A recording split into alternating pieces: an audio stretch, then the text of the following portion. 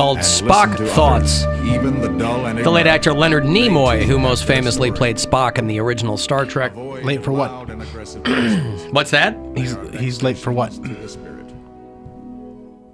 He's late for what? Yeah, you said he's a late actor. He's late in death. He died in alive? 2015. Late No, for he's living. he's late for a living. Oh, He okay. shuffled off his coil a while ago, but Leonard Nimoy, for whatever reason, people think that William Shatner was the only one putting out awful albums in the heyday of Star Trek. Why these guys were both tapped to do records and things, I don't know. Leonard Nimoy had a hit in his own right called The Ballad of Bilbo Baggins. But he had a couple of albums. He had Spock Thoughts. He had, Mr. Space or something. His version of Common People slaps. William Ben Folds. Shatner, yes. William Shatner's Common People is pretty good. Leonard Nimoy had his own. I think Shatner and George Takei may be the last two original living cast members from the OG Star Trek. But they keep rebooting Star Trek, and so people who are, with various returns on people enjoying them or whatever, but I guess there's a new Star Trek reboot that's called First Worlds or something. Star Trek, what's it called? Star Trek. A friend of mine was talking Star about Trek, this because the Boba Fett book. Star Trek Strange New Worlds is the new version, and this one goes back to Christopher Pike, who I think Star Trek or nerds will recognize, the guy who predated James Kirk. But what's getting attention is Rebecca Romijn is in it. They got a new guy playing Spock. And isn't there like a young James T. Kirk as well? There might be, yeah. I mean, they got this guy Anson Mount, who is an actor who's been in a lot of different things, and he plays Christopher Pike. But I think Christopher Pike was a guy who came before in Star Trek lore. Again, I was a Star Wars guy, not so much I wasn't a Trekker, but I very much enjoyed the Star Trek shows and movies. I just never, I guess I wasn't a nerd for either. I'm not a Star Wars nerd. I'm not, but I leaned more towards the Star Wars universe. But a lot of people are making some hay Star Trek fans because they finally divulged Spock's full name. Spockdius Prime. After 60 years, this new version of Star Trek revealed Spock's full name. Spockington. Spock. Where is it? Spock. Are you ready? Dagarasump? Badargasump. I'm sorry. Badargasump. Nope. It's not Spock. That's the guy helping out in the Badargasump? video department today. Harold Badargasump is helping out at AlanCoxShow.com. They revealed Spock's full name, his first Speckle name. Spock. Are you ready? Spock Johnson. Cosmo. No. Wait, I was like, what? That's Kramer. Yeah. Cosmo. No. Spock's real name is Brent. Brent what? Oh, Brent Spock. Brent Grayson Spock. Grayson, Brent. of course, his mother's maiden name, human mother. Brent Spock. Wait, for real? No, I'm just I kidding. mean, it's like, No, it's You keep- Sachin to Guy Spock, I guess is what it's. Yeah, I thought it was going to be Boring. Scott or something, but no. Sachin, for people who give a fat frog's ass about that, I mean, I wonder if Star Trek mania is a thing of the past. But they keep doing these reboots, and they have to People cast keep for them. watching. Yeah, so they look good. There's a cartoon called Lower Decks. Star Trek something that my daughter's watched on a couple of occasions. Is that the Lower Decks one? There's Lower Decks, but there's another one too, Okay. and I don't remember what it's called. But there's always some iteration of Star Trek out there. I don't know if they're going to make any more of the Chris Pine ones. Those were always entertaining. I think they actually just announced that they're doing another one. There you go. And James T. Kirk, do you know what the T stands for? Thomas. I do. No, it's actually Toblerone. James Nice. Toblerone Kirk. It's Tiberius, Yeah, of course. Tiberius. Yeah. is the- Now, I wish that Spock had a very human reason for that being his name. Like, yeah, my little sister couldn't say Scott as a kid. So You know what? So I just went call by me Spock. And stuff. Yeah. It's stuck. So, and you'll run into people who are going to demand that you call him by his full name now. People who are, it's the same. pronouns. It's the same person who gets pissed if you still call Baby Yoda Baby Yoda. Not Grogu. Really thought his name was going to be Spocktober. The Hunt for Great Listen, Spocktober. I didn't call him whatever you want. But Spocktober would have been a great name. Spocktopus. I got hit up by a bunch of people in the break that reminded me of what I believed in fate for. Oh, right. Oh, I'm ready. I'm ready. Yes. So last week we were talking about a lady that won on a scratch off. Okay. But this is how she won. She was going to buy it and somebody bumped into her. So instead of buying she put it in what, $50 was it?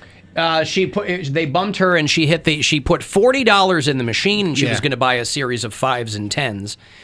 And Somebody bumped her and she hit the $30 scratcher and she was pissed because she spent 3/4 of her allotted money and then she just bought another $10 one. The headline was "Rude Customer Makes Woman a Millionaire." This guy bumps into her, doesn't say anything, just continues out the door of the convenience store. Her hand bumps the $30 ticket. She scratches it off, and it's $10 million. Wow. And so we were like, imagine all of the things that had to happen in quick succession for that to be the case. Good for her. That ticket's sitting there waiting for whoever pulls it out. Next person who gets that ticket. And she's wins initially upset. She's like, I didn't want to buy this $30 ticket. And That's fate. And then she has to pull over on the highway because she's like, I won $10 million, and she couldn't believe it. So that was the closest Bill's come to believing in fate. And you're still a coincidence guy after that, Alan? I am a coincidence. I was guy, saying that could have been a guardian angel bumping her at just the right time. Yeah. But someone looking out for her. Because fate, it is coincidence. Fate presupposes that this woman somehow in the universe deserved it more than anyone else. Not deserved, was meant to. Not necessarily deserved. Shades of difference. Yeah, it was meant to go to her. And why would that be? I don't know. I don't know her life. Yeah. I can't speak to that, but something had happened in her life or is going to happen where she's going to need that money. Maybe she's had a very, very long and there's nobody who couldn't tough life. There's no one walking around who couldn't use $10 million. LeBron James. Oh, he could still use $10 million. I mean, he didn't need it as much as some other people, but there's nobody who would be like, you know what? I'm good. I have enough money. You keep it. Right. There's some people That's why we have massive income equality, because the super rich people still want more money. I feel like winning the lottery is a death sentence for some people. No way. Yeah, it would be for you. It wouldn't be for me. I wouldn't die. Addicts. You said what? Addicts. That's what I'm saying. There's some people, they have no business playing the lottery. Like top of a house? Yes. Any addict that wins the lottery, how do you think they become haunted? It's just an empty room filled with money, a la Scrooge McDuck. No, that was man. a money bin.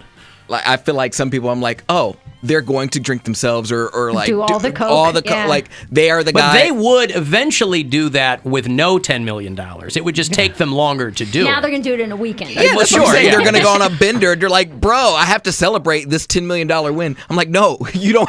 You got the rest of your life to celebrate. Their life. You have the rest of your life to celebrate. You're like, but they're going to see to it that the rest of their life is considerably shorter with that money. I'm going to stay at the playhouse, the penthouse. More money that way.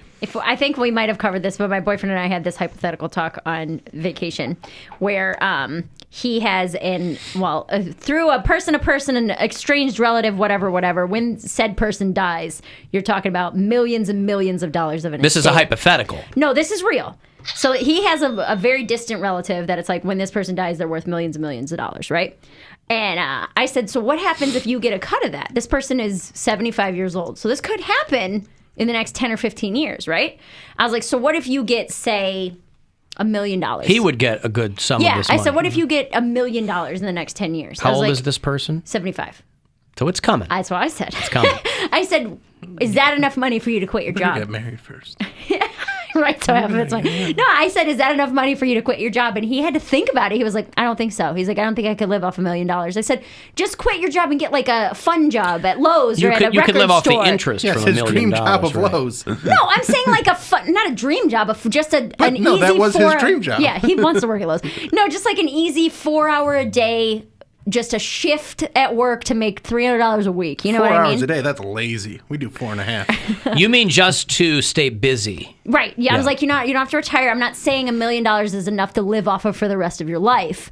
but is it enough for you to quit your job that you work 70 hours a week? Also, $1 million is enough to live the rest of your life. I agree. Yeah. But he had to like really think about it, where he was like, I don't know if I would quit the job that I have. I was like, you have $1 million in the bank and you would not quit and get some part-time job at a record store. Maybe he's thinking of generational wealth. I think that If you blow the thing that people don't think about is if you blow through your money, you have nothing to pass to the next. So if you're trying to establish generational wealth, he could be thinking in terms of, I would sock that $1 million away. That is how he give thinks. it to my daughter. There's nothing wrong with that. It's boring. The notion of people blowing their money on stuff, it's like, hey, you don't need, there's the things that you genuinely need are more than covered by $1 million. Well, that's right. That's why this woman who won $10 million, she said, what did she say she was going to do? She was going to a nonprofit, buy a house yeah, and start a nonprofit organization. Good for her. Yes, good for her. Most people would go, they wouldn't think to do that. I would buy a nice ass house, pay off whatever cars or whatever, give my family some money. But then I'm like, so even after you do all that, you pay for a new house, you sell this house, you get a new car, you do all that. I said, you still have $250,000 just sitting in an account. Here's a sub-hypothetical. Would you be reticent at all to turn over, albeit a sweet thing to do, would you be reticent at all to turn over large portions of your largesse to family members? I've talked about that You before. should make stipulations, though. They have to go to therapy if they want the money.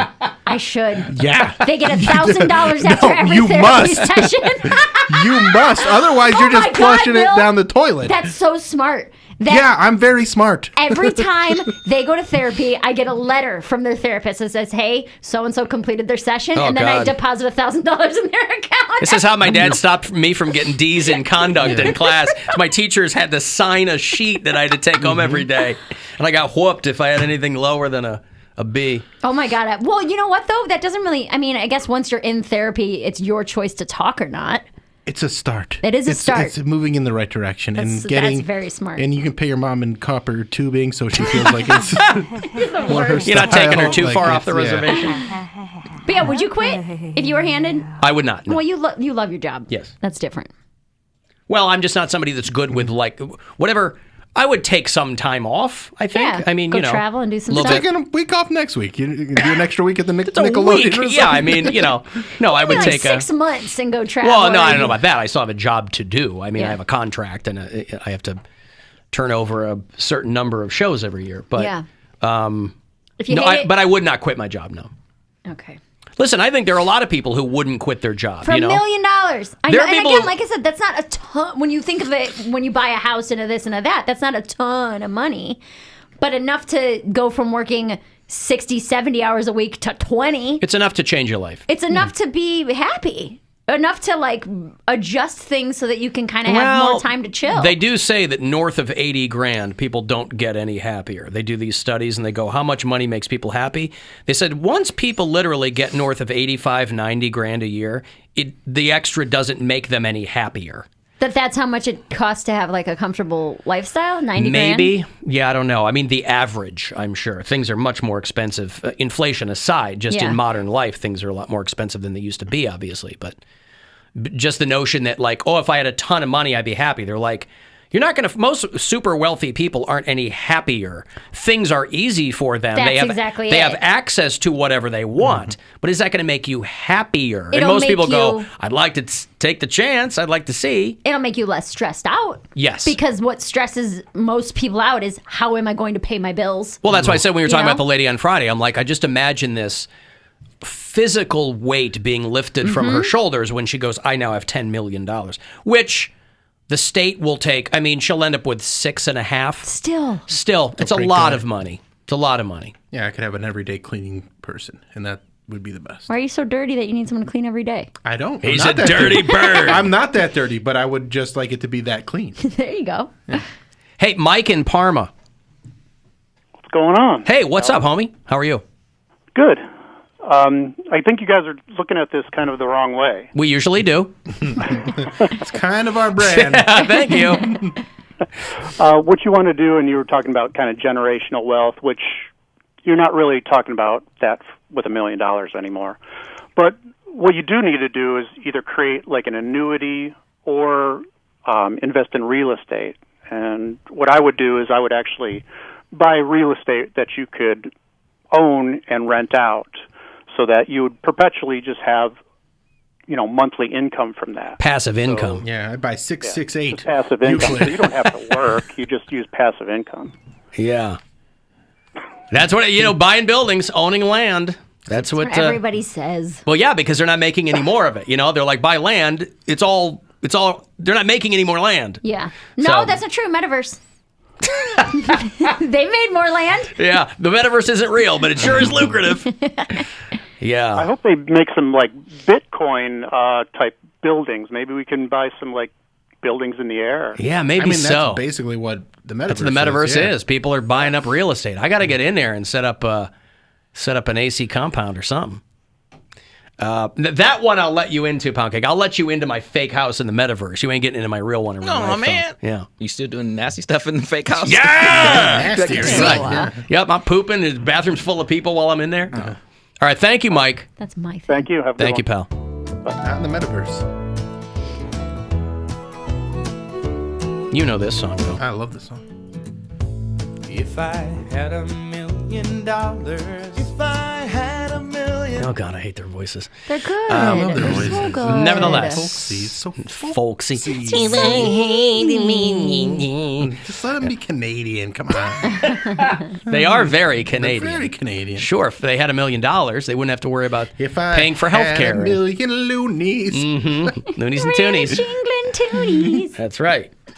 You win $1 million, but you only get $500K, and that's not enough. Listen, you give anybody $500,000 and put them in, if they're not financially literate, you put them in touch with someone who is, and that's still gonna relieve you of a lot of you can make things happen, good things happen. I would pay off the rest of my condo, probably buy like a cabin Oh, yeah. on the lake somewhere, and then the rest I would Set on fire. No. Oh. That's not on fire. That's so stupid. Then the rest I would probably set just that on invest. fire. Like put into, a good investment with a little bit of return on it. I think Like slot machines. You would go play. Yeah, exactly. Yeah, Yes, invest yes, in yeah. 6% will I give you would buy them. $34,000 Yeah. for a year for 30 years. That's what I mean. That's pretty good. That's plenty. It's walking around money. More than I live on now. Yeah! Do that. Alan, I'm 29. I have $250,000 saved, and I have $3 million coming in inheritance. And I lost my job, and I'm still anxious about money. Why? Well, that Well, let me If- spend if- some of your money, and I'll show you how to be really Yeah, anxious that about is- money. if that Because is- if that is truly your situation, you need to get over it because you don't have to worry about money at all. Yeah, if that's- you truly have $3 million coming, well, you're just even waiting for someone to die, or you get to the point where maybe your trust is set at 30 or whatever. But $250,000 in the bank. That's so much money. That's so much money. just buy a parking structure. Buy You don't have to do anything. anything to it. It's pure profit. Franchise a McDonald's. You make so much money. Like Cody thinks, a Taco Bell is going to buy him a private jet. Can. My mom's friend owned like a Subway, and she was a multimillionaire. Yeah. Yeah, that'll do it. Well, that was a gift. Like, imagine having a father. Like, I think when her father passed, I don't remember the whole detail of the story, but her father passed and gave each one of the kids a Subway. Like, gave them each a franchise. And essentially, what do you have to do after that? Like, that is your job, technically. So that provides for your family, and it's not going anywhere. You know it's going to make money. What if you don't want to run a Subway? Hire somebody too. I was going to say, I think they have, like, businesses that run your business. and you just Yeah, they take a pretty watch handsome the money cut, come though, too. roll in. But, Rolling in. Hey, Chris. Hey, everybody. How you doing? What's going on, Chris? How are you? Hey, pretty good. You know what? I have long maintained that money doesn't buy true happiness, but it gets rid of a lot of the things that bring unhappiness. Correct. Exactly. You know, and like that, you give me $1 million after taxes, that pays off my mortgage, pays all my bills. You know, I could buy my kid a new car. So yes, I would be happy because then maybe I could retire someday. What do you do now, Chris? I lift big, heavy things. Lift- And I'm 64 years Oh, old. yeah, without you a wanna- dime in the bank. And I assume you're not a year away from retirement. Yeah, but what do you do? No, We're not talking about what you do no, on the I have to weekends, pay Chris. my mortgage for 10 years. Yeah, right. That's the thing is, you want a guy like Chris wants to get out. Yeah. Time to I'll hang it up. take that $1 million. I'm not Sure. greedy. All right. Well, if it falls into my lap, we'll be in touch, Chris. All right, thank you. There's Chris in Eastlake. Inheriting $1 million is different than a taxable $1 million. You aren't taxed on inheritance? Is that what capital gains is, or estate tax and things like that? I don't know. My dad owed me money when he died, so I have no idea. Owed you money? I have no idea how any of that works. I would love to be able to tell you how that works, but I was never repaid. How much money did your dad owe you? That was more of a joke. But did he owe you money? He borrowed money from everybody. He was a gambling addict. But how much did he owe you? Probably... It's hard to say because we kind of just looked at it as like... But like 4 figures? 5 figures? Not 5 figures, Okay. no. Probably $1,000 or $2. Oh, okay. So it's not Not like... a ton of money, but like Right. we would look at it as like, it's your turn to fund the casino trip, and then it just happened to be my turn several turns in a row. Like that kind of stuff where we would go and gamble and somehow he never had Victim any, of your and- own success. And what are you going to do, you know? But yeah, I have no idea what... We were talking, my boyfriend And nobody and I was talked about like, this. I'm not giving you money. No. You were all enabling your dad. He knew. They all enable each other. We all enable each other. It's a big vicious cycle. He knew that I like to gamble, so that's how he got me. Is he'd be like, "Let's go casino, let's go." Were you ever in a bathroom where he was openly pooping? No, that would be absolutely horrific. He's a 400-pound man with a horrible diet. yeah. He ate McDonald's 3 times a day. Oh, no. Absolutely not. Note to self, buy floor-mounted toilet. Yeah.